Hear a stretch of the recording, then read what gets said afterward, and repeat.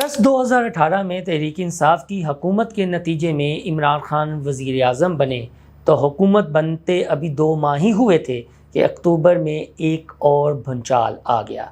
लब्बैक और मौलाना खादिम रिजवी पर इल्ज़ाम था कि नून लीग का रास्ता रोकने और इमरान खान के लिए इक़्तिदार की राह हमवार करने के लिए उनका इस्तेमाल किया गया। वो इमरान खान की हुकूमत के खिलाफ सड़कों पर आ गए। आसिया मसीह, जिसको तौहीन अदालत केस में ज़ेली अदालत की जानिब से सज़ाए मौत सुनाई गई थी, जिसके खिलाफ मुल्ज़िमा ने सुप्रीम कोर्ट में अपील दायर कर रखी थी।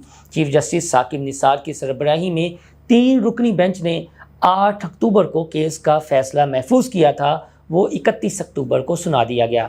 बेंच में साबिक चीफ जस्टिस आसिफ सईद खोसा और जस्टिस मजहर आलम खान मियां मंदोखेल भी शामिल थे। सुप्रीम कोर्ट ने तौहीन रसालत केस में आसिया मसीह को बरी करने का हुक्म दे दिया। सुप्रीम कोर्ट ने अपने फैसले में कहा कि अगर आसिया बीबी किसी और केस में मुलविस नहीं है तो उन्हें फौरी रिहा कर दिया जाए।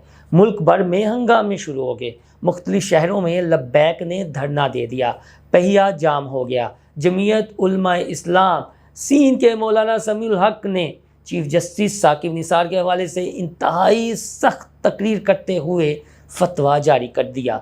कुछ दिनों बाद उनको कत्ल कर दिया गया। 3 रोज़ा एहतजाज के दौरान इस्लामाबाद, लाहौर और कराची की मुतअद्दिद शाहराहों पर मुजाहिरीन ने ट्रैफिक को मुअत्तल किए रखा और मुतअद्दिद मकामात पर तोड़ फोड़ की इतलात भी इस दौरान मिलती रही। जुमे की सुबह 8 बजे से शाम तक मुल्क के 4 शहरों इस्लामाबाद, लाहौर, गुजरांवाला और रावलपिंडी में मोबाइल सर्विस बंद कर दी गई। तहरीक लब्बैक पाकिस्तान ने मुतालबा किया कि आसिया बीबी केस का फैसला देने वाले तीनों जजेस इस्तीफ़ा दें और साथ साथ सुप्रीम कोर्ट की जानिब से दिया गया फैसला वापस लिया जाए, क्योंकि ये कुरान और पाकिस्तान के आइन के खिलाफ है।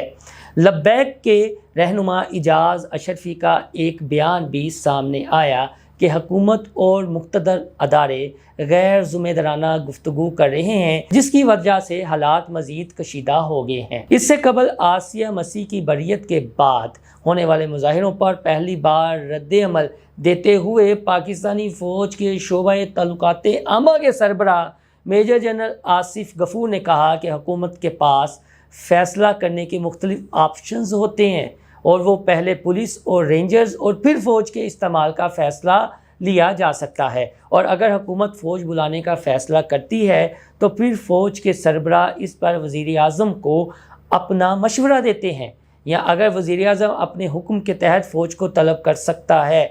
अलबत्ता हमारी पूरी ख्वाहिश है कि कानूनी तकाज़ा पहले पूरा होना चाहिए। सरकारी टीवी पर बातचीत करते हुए मेजर जनरल आसिफ गफूर का मज़ीद कहना था कि अफवाज पाकिस्तान के ख़िलाफ़ बात करना नहायत अफसोसनाक अमल है। फ़ौज ने 2 दहाइयों से मुल्क में दहशतगर्दी के ख़िलाफ़ जंग लड़ी है और अब हम इस जंग को जीतने के करीब हैं। DGISPR major general Asif Ghafoor का कहना था कि पाकिस्तानी फ़ौज अपना काम कर रही है और अपने ख़िलाफ़ होने वाली बातों को बर्दाश्त किए जा रही है। इसमें भी फ़ौज ने बर्दाश्त का मुज़ाहरा किया है और इस केस में ताल्लुक़ ना होते हुए भी हमारी ख्वाहिश है कि इंसाफ किया जाए और हमें ऐसा कोई कदम उठाने पर मजबूर ना किया जाए जिसकी हमें आइन और कानून इजाज़त देता है। मेजर जनरल आसिफ गफूर का इस हवाले से मज़ीद कहना था, मैंने मौलाना खादिम हुसैन रिजवी साहब का बयान देखा है। फ़ौज के ख़िलाफ़ बातें हुई हैं, एक सूरत हाल बनी हुई है जिसको हल करने के लिए हुकूमत का वफ़द गया हुआ है, जिसमें ISI का अफसर भी शामिल है। ISI का अफसर वज़ीर आज़म की टीम का हिस्सा होता है और गुज़िश्ता साल की तरह भी वो इस बारे में गए हैं। और ये कौन थे? ये कोई और नहीं, जनरल फैज़ हमीद थे।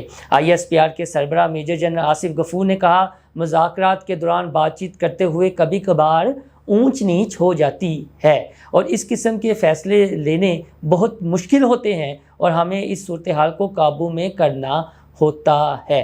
एक बयान उस वक्त बड़ा मशहूर हुआ था कि बूंद कर रख देंगे।